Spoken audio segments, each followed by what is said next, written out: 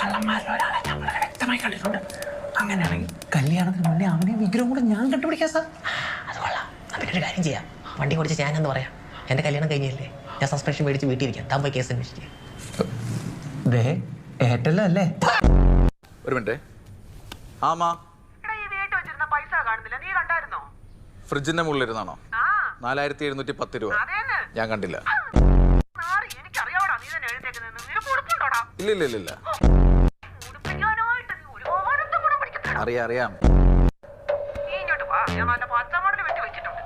ഇല്ല ഞാൻ വരില്ല. കഴിച്ചിട്ട് കിടന്നു. ഞാനൊരു മീറ്റിംഗിലാണ്, പിന്നെ വിളിക്കാം.